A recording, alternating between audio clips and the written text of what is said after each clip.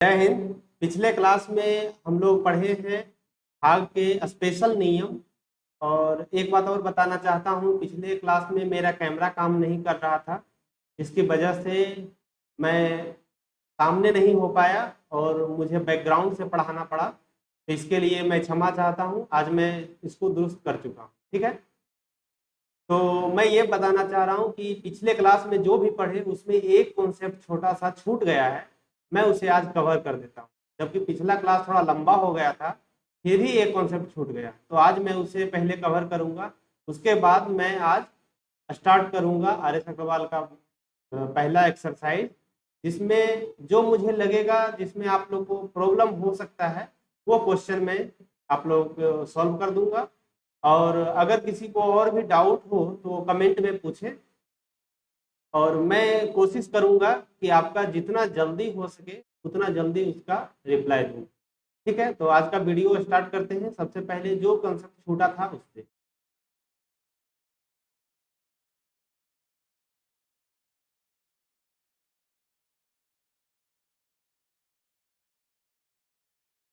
तो एक क्वेश्चन इस प्रकार से होता है। सबसे पहले हम क्वेश्चन ही दिखाते हैं। क्वेश्चन में यदि लिखा रहे 25 का पावर 200 में अगर हम 26 से डिवाइड करें,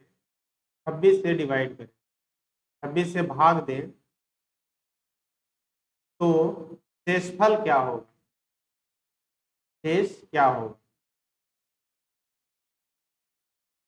इस प्रकार का क्वेश्चन हम पिछले क्लास में बताना भूल गए। तो इसमें हमेशा ये ध्यान दीजिए कि ये जो अंदर वाला रहेगा ये हमेशा इससे छोटा रहेगा, एक छोटा रहेगा। अगर बड़ा भी रहे उसका भी नियम है, और एक नहीं ज़्यादा बड़ा रहे तब भी उसका नियम है। लेकिन अक्सर एग्जाम में पूछा जाता है जो इससे अंदर में जो है जिससे भाग दे रहे हैं वो छोटा रहे और एक छोटा रहे। तो इसमें एक ही चीज याद रखना है, अगर हमको सिर्फ ये पावर देखना है। पावर क्या है? अगर अगर पावर पावर बोलिए या इसको हिंदी में घात बोलिए, अगर घात सम संख्या हो तो आंसर क्या देना है? पावर दो ही चीज हो सकता है, या तो सम संख्या होगा या विषम संख्या होगा। अगर पावर सम संख्या हो तो इसका आंसर देना है 26, मतलब 26 नहीं, जिससे हम भाग दे रहे हैं वो माइनस जो अंदर में है 25। तो इसको ऐसे लिखिए, भाजक माइनस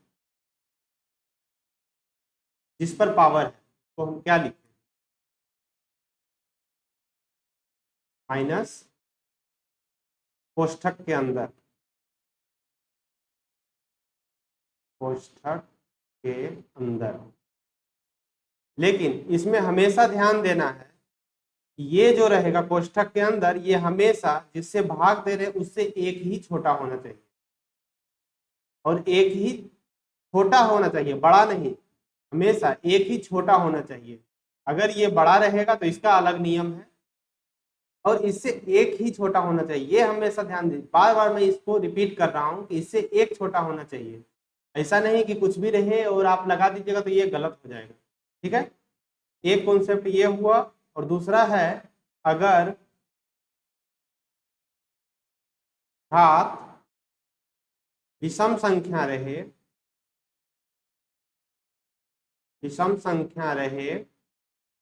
तो अगर पावर विषम संख्या रहे तो आंसर देना है आपको कोष्ठक के अंदर वाला, कोष्ठक के अंदर वाला। बहुत सारे बच्चे के मन में ये जरूर डाउट होगा कि ऐसा क्यों हो रहा है। जब हम पावर मेरा सम संख्या रहे तो हम माइनस क्यों करेंगे? जब मेरा पावर विषम संख्या रहेगा तो डायरेक्ट कोष्ठक के अंदर वाला ही आंसर क्यों होगा? तो मैं बता दूं, इसका तो प्रूफ है, मैं प्रूफ भी दे सकता हूं, लेकिन ये प्रूफ शायद आप लोग को समझ में नहीं आएगा, क्योंकि ये 11th में पढ़ना है। द्विपद प्रमेय नाम का एक चैप्टर है जिसमें ये पढ़ना है। ठीक है, अगर किन्हीं को प्रूफ की जरूरत है तो मैं प्रूफ दे देता हूं। प्रूफ, द्विपद प्रमेय में एक फॉर्मूला है कि अगर a+1 का पावर, सॉरी हाँ प्लस का भी फॉर्मूला है, माइनस का भी फॉर्मूला है, तो चूंकि हम यहाँ पे माइनस देख रहे हैं तो हम माइनस का भी लेते हैं। a-1 का पावर n, इसको अगर हम एक्सपेंड फॉर्म में लिखें, विस्तृत रूप में लिखें, तो इसको हम लिखते हैं NCi, सिग्मा दे देते हैं, NCi -1 to the power i a to the power n-i, और i का वैल्यू 0 से स्टार्ट होगा, n पे जाकर खत्म होगा। ठीक है, ये होता है। इसको, ये तो शॉर्ट फॉर्म में लिखा हुआ है, इसको अगर हम और विस्तार में लिखें तो ऐसे लिखेंगे NC0 a का power n minus NC1 a का power n-1 plus NC2 a का पावर n-2 प्लस, सॉरी यहाँ पे माइनस होगा, माइनस, इसी तरह ये बढ़ता जाएगा और लास्ट में होगा -1 टू द पावर n और इंटू 1 का पावर n। ठीक है, अब इसमें हम डिवाइड किससे करेंगे? देखिए हम क्या बोले थे कि ये जो है अंदर वाला एक छोटा होना चाहिए और भागा जिससे हम दे रहे हैं, तो मान लो कि हम भाग दे रहे हैं b का पावर 200, इसमें भाग दे रहे हैं हम a से, तो b जो है वो a से एक छोटा है, तो हम इसको b को लिख सकते हैं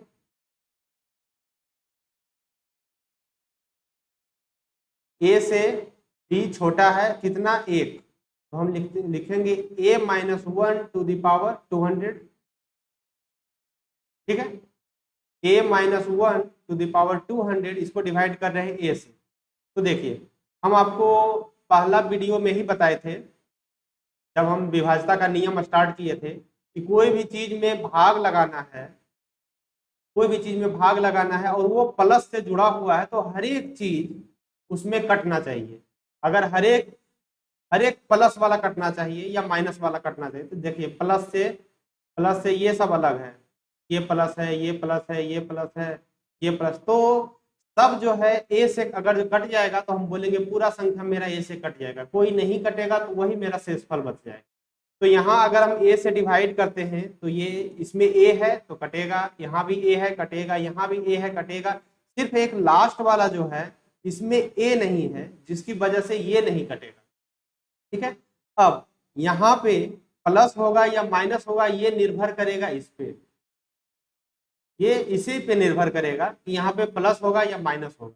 तो अगर जो n मेरा n, चूंकि 1 का पावर n तो हमेशा एक ही होगा, तो यहाँ पे क्या होगा, -1 होगा या +1 होगा, ये निर्भर करेगा n पे। n अगर सम संख्या रहा, n अगर सम संख्या रहा तो ये +1 हो जाएगा, और n अगर विषम संख्या रहा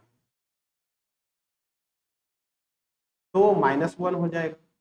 यही मेरा जो है वो नहीं कटा है, बाकी सारा संख्या मेरा कट चुका है ए से। तो अब देखिए जिसमें +1 आया वो तो वही आंसर हो जाएगा, लेकिन जिसमें -1 आया है तो शेषफल तो कभी माइनस में होता नहीं है, तो शेषफल कभी माइनस में नहीं होता है, तो जिससे हम डिवाइड कर रहे हैं, पिछले एग्जाम्पल में हम 26 से डिवाइड कर रहे थे और -1 शेषफल आया, इसका मतलब जरूर ऊपर में 25 होगा, 25 होगा, जिसकी वजह से 25 में हम 26 घटाए होंगे और -1 मेरा शेषफल आया होगा। ये बात समझ में आ रही है? ये थोड़ा सा एडवांस में भी ये इसका लेवल बहुत ही ज़्यादा है, इसीलिए हम बोले कि प्रूफ भी है मेरे पास, बट थोड़ा सा लेंदी है। अब अगर यहाँ पे प्लस रहेगा तो क्या होगा, अगर यहाँ पे प्लस रहेगा तो हमेशा इसका आंसर 1 होगा, +1 होगा, तो ये भी हम बता देते हैं। तो ये समझ में आया कि अगर सम संख्या रहेगा तो हमेशा 1 आंसर होगा, लेकिन अगर विषम संख्या रहा तो -1 होगा, और -1 तो माइनस में तो विषम संख्या होता, ये सॉरी माइनस में तो शेषफल होता नहीं है। तो इसके लिए हम क्या करते हैं कि जिससे हम भाग दे रहे हैं उसमें हम -1 जो है जोड़ देते हैं या 1 घटा देते हैं, तो मेरा शेषफल आ जाता है। जैसे ये इस क्वेश्चन में देखिए 25 के पावर 200 इसमें डिवाइड कर रहे थे 26 से, तो 25 जो है 26 से 1 कम है, तो इसका चूंकि ये सम संख्या है, तो सम संख्या है तो हम अभी पीछे बताए थे कि अगर सम संख्या रहे तो इसका आंसर +1 होगा। तो ठीक है, यहाँ पे इसका आंसर +1 होगा। लेकिन अगर यहीं पे विषम संख्या रहता, 200 के जगह पे 199 रहता, तो इसका आंसर -1 होता। लेकिन -1 तो आंसर होता नहीं है, तो हम क्या लिखेंगे, अगर विषम संख्या रहे तो कोष्ठक के अंदर वाला, तो कोष्ठक के अंदर क्या है 25, और ऐसे भी -1, और जिससे हम भाग दे रहे हैं उसमें हम जोड़ देते हैं तो 25 आता है। इसीलिए हम लिखे कि अगर घात जो है विषम संख्या रहे तो कोष्ठक के अंदर वाला आंसर हो जाता है, और अगर जो घात सम संख्या रहे तो कोष्ठक सॉरी भाजक में से कोष्ठक घटा देंगे तो वही आंसर होगा। ठीक है, या ये भी इसमें लिख सकते हैं कि हमेशा एक आंसर, हमेशा एक आंसर होगा। ठीक है, ये बात समझ में आया कि अगर सम संख्या रहे तो एक आंसर होगा, और अगर विषम संख्या रहे तो कोष्ठक के अंदर वाला आंसर। ठीक है, तो अब हम लोग देखते हैं कि अगर +1 एक बढ़ा हुआ रहे अंदर, इसका क्वेश्चन इस प्रकार रहेगा कि 27 का पावर 200 इसमें हम डिवाइड करें 26 से 26 से, तो शेषफल क्या होगा, शेषफल क्या होगा। अगर इस प्रकार का क्वेश्चन रहे तो इसको हम क्या लिखेंगे, 26 + 1 का पावर 200, तो ये जो है ये प्लस में है, और जब भी प्लस में रहे तो इसका आंसर हमेशा 1 देना है, आंसर बराबर 1। ये घात पर निर्भर ही नहीं करेगा, ये घात सम संख्या है या विषम संख्या है, हर एक स्थिति में इसका आंसर 1 होगा, एक आंसर। ठीक है, इसीलिए एग्जाम में ये क्वेश्चन नहीं पूछा जाता है, जो जिससे भाग दे रहे हैं इससे बड़ा वाला कभी नहीं पूछा जाता। एग्जाम में जब भी पूछेगा तो जिससे भाग दे रहे हैं उससे एक छोटा रखेगा। ठीक है, ये बात समझ में आ गई। तो यही एक छोटा सा कॉन्सेप्ट था जो कि छूट गया था, तो आज मैं इसको कवर कर लिया। अब मैं इस बुक का कुछ क्वेश्चन शुरू से बनाना स्टार्ट करता हूँ। शुरू में तो बहुत ही आसान क्वेश्चन है, प्लस माइनस सिर्फ करना है, जोड़ घटाव, उतना तो आप लोग जानते हैं। हम स्टार्ट करते हैं जो कि जिसमें थोड़ा सा सोचना पड़े। ठीक है,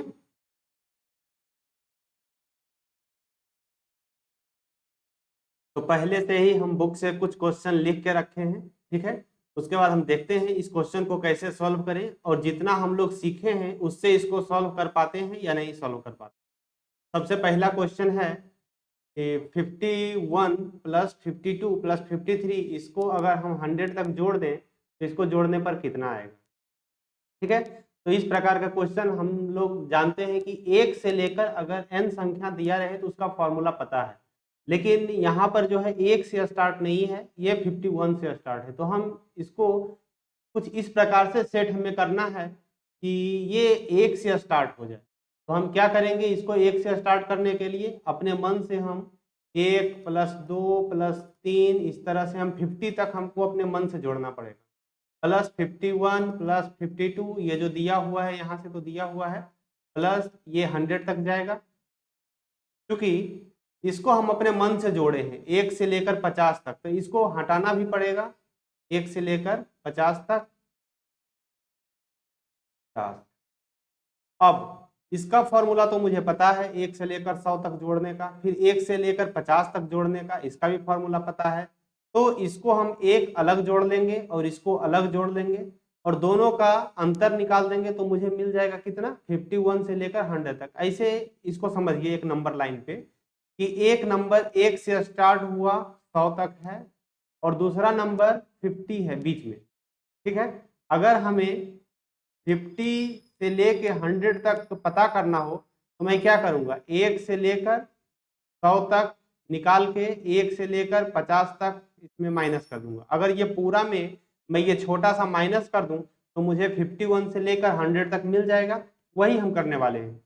ऐसा हम क्यों कर रहे हैं, हम 50 से डायरेक्ट 100 तक क्यों नहीं जोड़ रहे हैं, क्योंकि 50 से 100 तक जोड़ने का फॉर्मूला मुझे नहीं पता है, लेकिन 1 से जोड़ने का मुझे फॉर्मूला पता है, तो इसीलिए हम इसमें ऐसा कर रहे हैं। ठीक है, तो 1 से लेकर 100 तक का फॉर्मूला सबसे पहले n into n plus 1 divide by 2, और फिर इधर क्या है 1 से लेकर 50 तक जोड़ने का n into n plus 1 divide by 2, लेकिन यहाँ पे n का वैल्यू 50 हो जाएगा और यहाँ पर n का वैल्यू 100 हो जाएगा। तो कितना हो जाएगा 100 गुने 101 डिवाइड बाई 2 माइनस यहाँ पे n का वैल्यू 50, तो 50 गुने 51 डिवाइड बाई 2। जब हम इसको सॉल्व करते हैं 2 से ये कट जाएगा पूरा पूरा 50, 2 से ये कट जाएगा पूरा पूरा 25, दोनों में से 25 कॉमन, क्योंकि ये 50 है तो 2 गुने 25 भी लिख सकते हैं। तो यहाँ से 25 कॉमन, तो 2 मल्टीप्लाई हो जाएगा 101 में, तो हो जाएगा ये 202, इसमें माइनस हो जाएगा, 25 तो बाहर ले चुके हैं, तो बचा है कितना 51। तो ये हो गया 25 गुने 202 में 51 हट जाएगा तो बचेगा 151, और 151 में हम 25 से मल्टीप्लाई कर देते हैं तो आंसर आ जाता है गुने 25, तो आंसर आता है 3775, 3775। तो ये हो जाएगा आंसर। ये कहाँ से कहाँ तक जोड़कर आया, तो ये 51 से लेकर 100 तक आया। ऐसा क्यों, क्योंकि 1 से लेकर 100 तक जोड़े, उसमें 1 से लेकर 50 तक घटा दिए। ठीक है, आई होप ये समझ में आ गया होगा। तो अब ये क्वेश्चन देखते हैं। अब दूसरा क्वेश्चन, 7 का पावर 105, इसका इकाई अंक कितना होगा। 7 का पावर 105, किसी भी अंक का पावर दिया रहे और इकाई अंक पूछे तो इसके लिए हम बताए थे कि इसके लिए सबसे ज्यादा जरूरी हमें इकाई अंक देखना। ठीक है, तो सबसे पहले हम इकाई अंक देखते हैं, इकाई अंक पे क्या है और उसके पावर में क्या है। पावर में जो भी रहता है उसमें हम 4 से डिवाइड करते हैं, जो मेरा शेषफल बचता है वो सिर्फ इकाई अंक पे पावर दे देते हैं और मेरा आंसर आ जाता है। ठीक है, तो 7 का पावर 105 है, तो 7 इकाई अंक पे 7, चूंकि एक ही अंक है तो इकाई अंक पे 7, और पावर 105 है। पावर 105 है तो इसमें 4 से हम जब डिवाइड करते हैं तो आता है कितना 104 हट जाएगा, मतलब 1 बचेगा शेषफल। तो ये 7 का पावर 1 मतलब इकाई अंक पर इसका 7 आएगा आंसर। ठीक है, तो ये तो बहुत ही आसान क्वेश्चन, ऐसा जो भी इकाई अंक वाला पूछे वो बहुत ही आसान होता है। इसके लिए तो पेन उठाने की भी जरूरत नहीं पड़ती, अगर आप अच्छे से प्रैक्टिस करते रहेंगे तो ये देख के ही आप जवाब दे सकते हैं, इसके लिए पेन उठाने की जरूरत भी नहीं पड़ेगी। ठीक है, अब एक दूसरा क्वेश्चन ले लेते हैं। 7 का पावर 95 माइनस 3 का पावर 58 का इकाई अंक क्या होगा। अगर ऐसा क्वेश्चन है तो सबसे पहले हम क्या करेंगे, इसका इकाई अंक निकाल लेंगे, फिर इसका इकाई अंक निकाल लेंगे और दोनों का अलग अलग निकालने के बाद माइनस कर देंगे। तो 7 का पावर 95, तो हम इसको क्या लिखेंगे 7 का पावर, इसमें हम 4 से पहले डिवाइड करेंगे, 4 से डिवाइड करेंगे तो इसके इकाई अंक पे आएगा 3। ठीक है, ये आप लोग डिवाइड करके देख लीजिएगा। इसी तरह इसके इकाई अंक है 3 और इसमें 58 है, तो इसमें जब हम 4 से डिवाइड करेंगे तो इसके इकाई अंक पे आएगा 2। तो 7 का पावर 3 मतलब इकाई अंक पे क्या होगा 3। ये हम पिछले वीडियो में बता चुके हैं कि अगर ये 7 रहे और उसका पावर 3 रहे तो उसके इकाई अंक पे, ऐसे भी आप चेक कर सकते हैं 7 गुने 7 गुने 7, 3 बार पावर 3 है तो 3 बार, तो 7 सते 49, इकाई अंक पे 9 और गुने 7, 9 सते 63, इकाई अंक पे 3। ठीक है, तो इसके आया इकाई अंक पे 3 और इसका इकाई अंक पे आएगा 9, 3 गुने 3 9। अब 3 में से 9 घटाना है तो ये तो घटेगा नहीं, एक्चुअली ये 3 है नहीं, ये बहुत लंबा अंक है, इसके सिर्फ इकाई अंक पे 3 है, तो इसमें जब घटाएंगे तो ये छोटा है, इसमें घटेगा नहीं, तो हम क्या करते हैं पैंचा लेते हैं, जैसा हम लोग बच्चा में सीखे हैं पैंचा लेते हैं, तो पैंचा लेंगे तो ये हो जाएगा 13, 13 में से 9 घटा तो 4, मतलब इसके इकाई अंक पे 4 आएगा आंसर। ठीक है, आई होप ये भी क्लियर हो गया होगा। कोई डाउट हो तो आप जरूर कमेंट में पूछें, और मेरा एक टेलीग्राम चैनल है, उस टेलीग्राम चैनल पर जुड़ें और अगर कोई डाउट हो तो उसमें पूछें। ठीक है, टेलीग्राम का चैनल मैं डिस्क्रिप्शन में डाल दूंगा।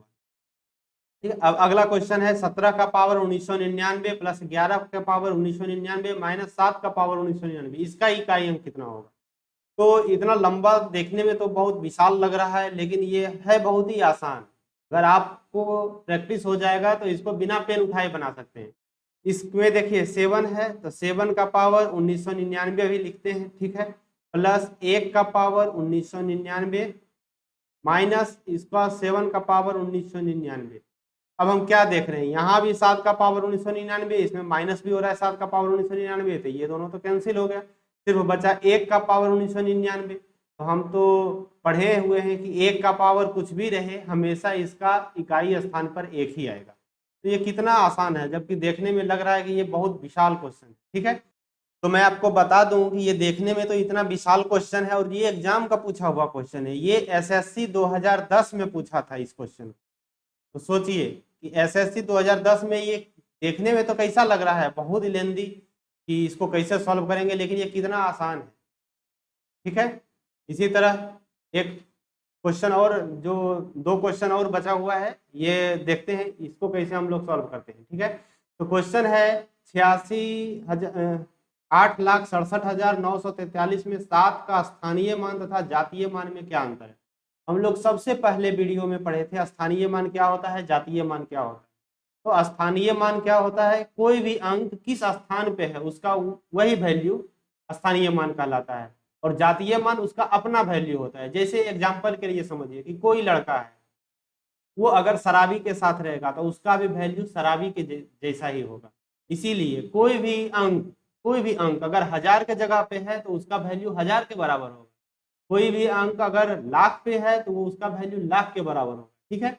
इसीलिए यहाँ पे 7 का स्थानीय मान, तो यहाँ पे जैसे देखिए 7 है 1000 के जगह पे, तो यहाँ पे इसका स्थानीय मान मतलब जिस स्थान पे है उसका वैल्यू इसका 7000 होगा। लेकिन इसका जातीय मान, तो जातीय मान इसका अपना वैल्यू होता है। तो इसका सबसे पहले स्थानीय मान कितना होगा, स्थानीय मान बराबर 7 गुने इकाई दहाई सैकड़ा 1000 पे है तो 1000 से मल्टीप्लाई हो जाएगा बराबर 7000, ठीक है। और इसका जातीय मान कितना हो जाएगा, जातीय मान बराबर 7। तो पूछा है दोनों का अंतर कितना है, तो 7000 में से 7 माइनस करेंगे तो आ जाएगा 6993 आंसर, ठीक है। तो हमेशा ध्यान रखिए कि स्थानीय मान जो होता है वो अपना वैल्यू नहीं होता है, अपना वैल्यू के साथ साथ वो किस स्थान पे है, ठीक है। नाम से ही पता चल रहा है स्थानीय मान मतलब जिस स्थान पे है उस जगह पे उसका क्या वैल्यू, ठीक है। अब एक लास्ट क्वेश्चन आज का है कि यदि 1 स्क्वायर जोड़ 2 स्क्वायर जोड़ 3 स्क्वायर 20 स्क्वायर तक जोड़े तो 2870 मिलता है, तो 2 स्क्वायर जोड़ 4 स्क्वायर जोड़ 6 स्क्वायर इसको 40 स्क्वायर तक जोड़ेंगे तो कितना मिलेगा। ये लगातार संख्या है 1 2 3 4 20 तक, और ये सिर्फ सम संख्या है, ठीक है। तो अगर ये नहीं देता 2870 फिर भी हम लोग निकाल सकते थे, स्क्वायर का सम हम लोग सीख चुके हैं, ठीक है। अब दे दिया है तो इसी का यूज करना है।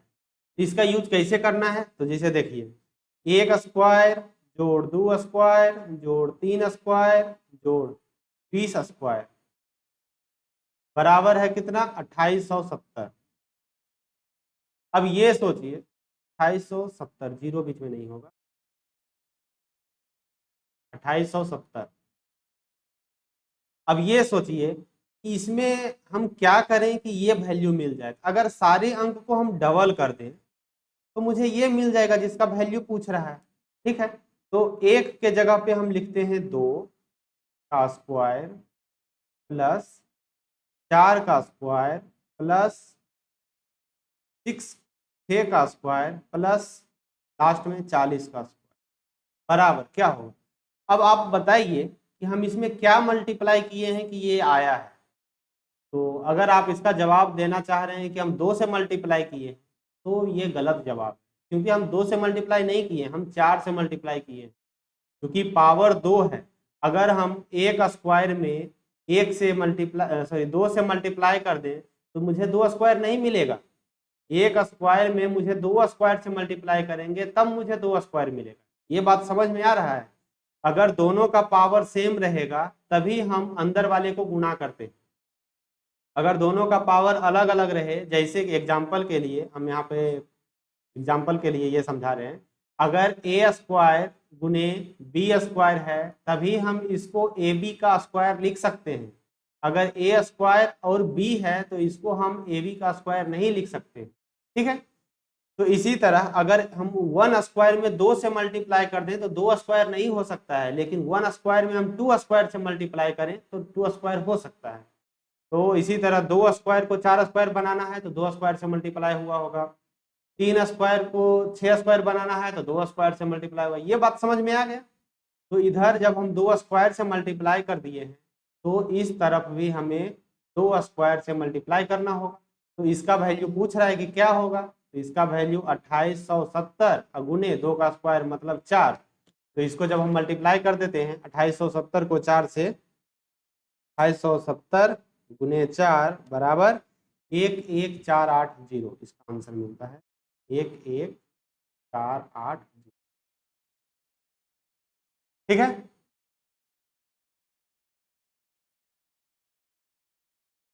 तो आज के लिए बस इतना ही। मिलते हैं अब अगले वीडियो में कुछ और नए क्वेश्चन के साथ।